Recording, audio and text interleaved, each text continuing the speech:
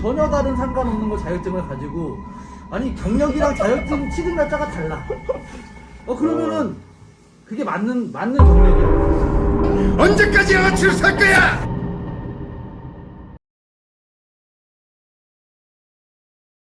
그 선입금은 하나의 덫이야. 내가 봤을 때는 그 선입금을 하는 순간 그 업체가 공사를 잘하든 못하든 실패를 하든 성공을 하든 그건 계약금이기 때문에 돌려받을 수가 없어요. 내가 간단한 예를 한번 드릴게요. 저기 인천 논현동에 오는 고객님은 이 업체가 50만 원 입금을 해서 입금을 했어요. 근데 그 업체에서 방문 예약하고 당일날 문을 여는 순간 뭐라고 얘기했냐면, 고객님 계약금을 왜 이렇게 많이 입금하셨어요? 라는 단어를 쓰시더라고요. 그래서 고객님이 좀 이런 경우 이건 무슨 얘기인가 하고 좀 당황스러웠대요. 자기는 계약금이 아닌 공사 선입금을 내서 넣었는데 그 사람은 계약금이라고 표현을 하더라고요. 아시잖아요. 계약금은 돌려받을 수 없는 금액이에요. 그러니까 그거를 미리 고지를 했고, 그 사람은 어쨌든 그 현장에 작업을 실패를 했어요. 작업을 하지 못했어요.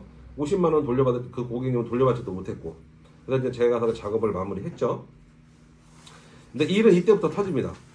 본인이 작업을 하지 못한 현장에서 남이 오면 이것도 못한다. 그리고 이거는 공사비가 800에서 1000만 원이 나온다. 라는 식으로 공사금이 이제 부풀립니다. 고객이 이 사람 행동이나 행보가 너무 당황스러우니까 이제 저희 업체에 연락이 옵니다. 이거 작업이 되냐? 이따 한번 보겠다. 그래서 저희가 가서 한 40분 만에 작업 끝났습니다. 뭐 솔직히 초보자 수준의 배관 실력인데 그것도 못했더라고요. 좀 뻔하죠. 뭐 선입금 받는 이유는. 근데 문제는 여기서 끝나지 않습니다. 이제 고객이 어떻게 됐든 그 업체한테 돈 준 게 너무 억울해서 댓글을 한번 달았는데, 그다음부터 이제 과간입니다. 이제 고객한테 이제 협박적인 문자가 날라옵니다. 뭐 새벽 2시, 뭐 12시 안 가리고 낮에 일할 때도 그 협박 문자로 인해서 우리가 받은 자료는 다 있어요. 그리고 그 고객이 했던 탄원서 같은 거 있어요. 고객이 여태까지 있었던 그 업체한테 그 글을 쭉 이제 써준 것도 있고, 또 여기서 가장 큰 문제는 고객이 딸하고 둘만 있었습니다. 근데 고객한테 공격적인 얘기를 하고, 고객한테 뭐 올리브유 사와라, 뭐 신부름도 시키고. 참 그런 거 보면 엔지니어가 현장에 일을 갔는데 고객한테 신부름을 시키고, 준비성 없이. 준비성 없이. 그리고 또 남자가 있는 고객이 아니고 여자 단둘이 있는 고객 집에서, 그 고객은 얼마나 무서웠겠어요. 고객님 저한테 그러더라고요. 자기는 저 사람이 빨리 우리 집에서 나가줬으면 좋겠어. 그것만 바라고 있었다고. 그러면 이제 상사님은 선입금 받는 거에 대해서 어떻게 생각하세요? 그러니까 업체마다 생각이 다 틀릴 수 있으니까. 아니 간단하게 생각하면 그냥 저는 에어컨을 오래 썼으니까 에어컨이랑 계속 생각을 하면은 에어컨 설치 와주세요 하는데 선입금 받습니까? 그냥 저도 그냥 선입금에 대해서는 계약금이 아닌 선입금은 뭐 계약금도 그렇고 제가 한 게 없는데 그걸 받는다는 것 자체가 일단은 저는 사기라고 생각하거든요. 근데 뭐는 계약금은 물건을 사고 주고받을 때 받는 거 아닌가? 그러면 말 그대로 이제 고객님이 있다. 그럼 제가 방문을 해서 견적이 얼만큼 나오니까 그렇지. 이렇게 공사를 하겠습니다. 그러면 그 대신 며칠날 작업을 시행하겠습니다 하고 돈을 받는 게 계약금이고, 전화 상태로 제가 언제 갈 수 있습니다. 돈을 입금하는 거는 말 그대로 선입금 계약금이잖아요. 그거는 말 그대로 어떻게 보면 불법이죠. 어떻게 보면요. 뭐 아무 조건도 없는데 계약 서류 하나 없이 보이스피싱? 그렇죠. 돈을 입금한다는 거는 보이스피싱이죠. 말 그대로 사기죠. 그냥. 저도 이제 선배님 말씀하신 것처럼 이제 실제 있었던 거 이제 누더기도 알 거예요. 이제 그 상황에 대해서 설명을 할 건데, 이제 2004년식 아파트 저기 강남 저기 롯데캐슬이라고 저기 있어요. 거기 이제 실제 제 유튜브 영상에도 올라가 있는데, 거기가 2004년식 아파트는 매립된 배관이 적어도 우리가 재작년에 갔었나? 작년에 갔을 거야. 작년에 갔을 거야. 아파트에 매립된 관이 16년 이상 깔려 있는 관이에요. 그래서 제가 이제 검사비는 얼마 정도 나올 것 같다라고 얘기를 했는데, 이제 누더기가 거기를 이제 제 일을 이제 가로채려고 현장에서 공사 금액보다 제가 그때 300인가 400인가 냈을 거예요.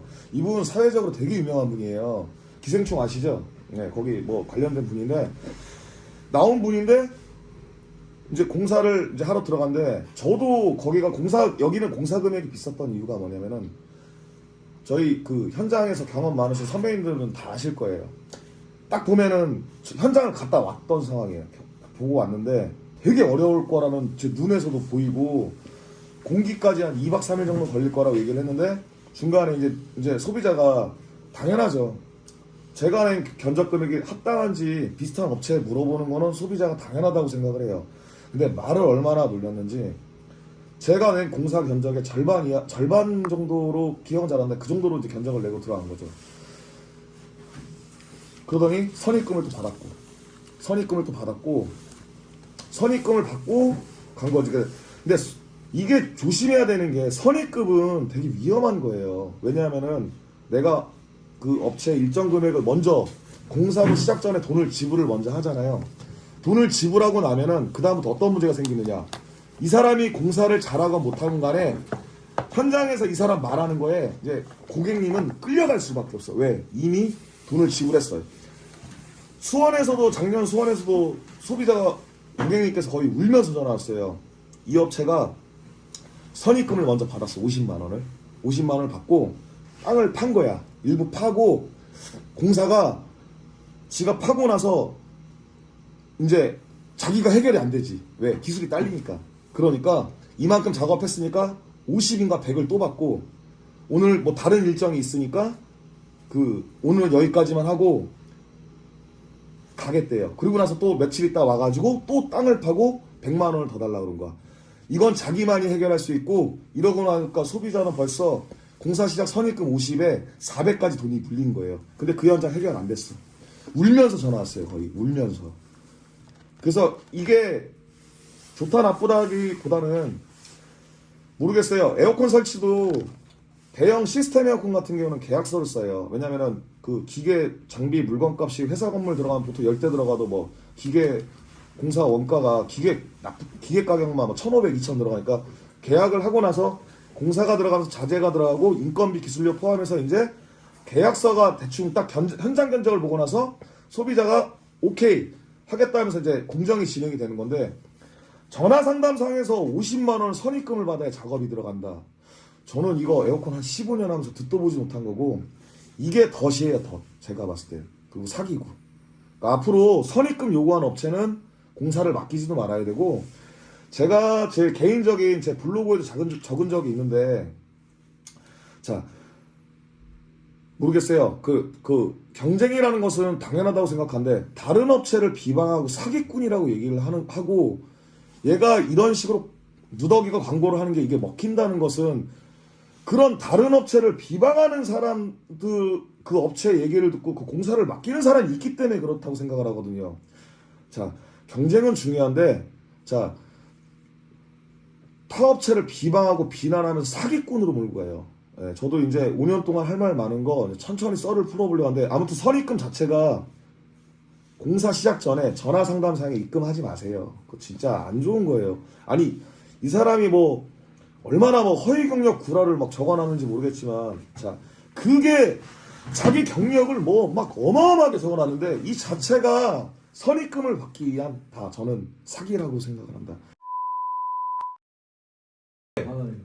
딸 있을 때 가는 거잖아. 그게 원래 그 개수법이. 수법이 맞아요. 어마어마하죠. 저도 딸이 딱 둘이 있는데 그 얘기 좀 해줬으면 좋겠어요 진짜.